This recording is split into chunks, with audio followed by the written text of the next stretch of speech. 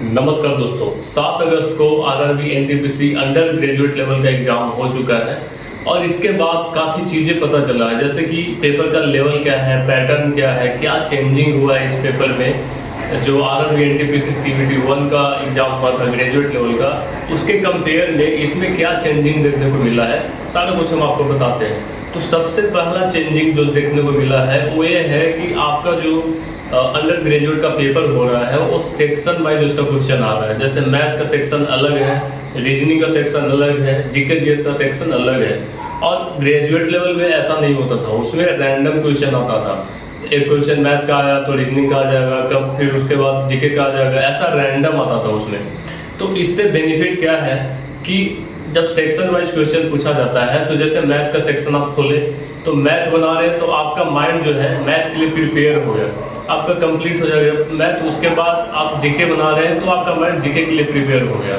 तो इसका बेनिफिट ये है कि आपका जो दिमाग है एक समय के लिए एक ही सब्जेक्ट के लिए प्रिपेयर हो गया, तो उसका बेनिफिट मिलता है, वहाँ पे अच्छे से आप उस चीज़ को सोल्व कर पाओगे। लेकिन ग्रेजुएट लेवल में ऐसा नहीं था। ग्रेजुएट लेवल में क्या था कि रैंडम क्वेश्चन आता था, मैथ अभी बना रहे हैं तो अगला क्वेश्चन जीके आ गया, तो अचानक जो माइंड है वो मैथ से डाइवर्ट होकर जीके की तरफ जाता था।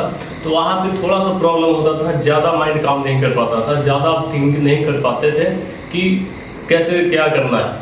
तो उसका बेनिफिट ये चीज़ बहुत अच्छी चीज़ देखने को मिला है जो 7 अगस्त का पेपर हुआ है उसमें, कि क्वेश्चन जो है सेक्शन वाइज पूछा जा रहा है। अब बात करते हैं कि क्वेश्चन का लेवल क्या पूछा जा रहा है। तो क्वेश्चन का जो लेवल है इजी टू मॉडरेट है, टफ नहीं कर सकते हैं, क्योंकि लोगों का अटेम्प्ट लगभग 70 के आसपास जा रहा है। 70 के आसपास कहने का मतलब थोड़ा ऊपर 2-4 क्वेश्चन ऊपर नीचे है, लेकिन एवरेज अगर कहें तो 70 अटेम्प्ट ले रहा है।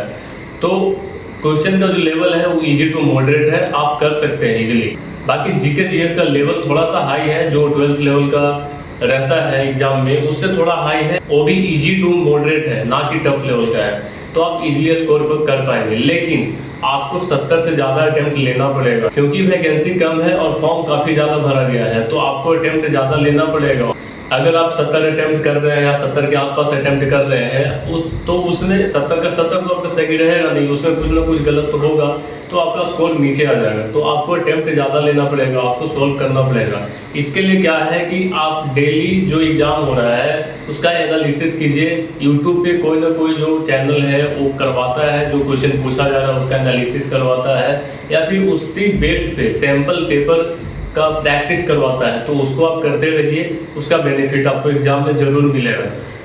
क्योंकि रियल एग्जाम का एनालिसिस करवाना बैन कर गया है, इलीगल कर दिया गया है रेलवे के द्वारा और एसएससी के द्वारा, दोनों के द्वारा।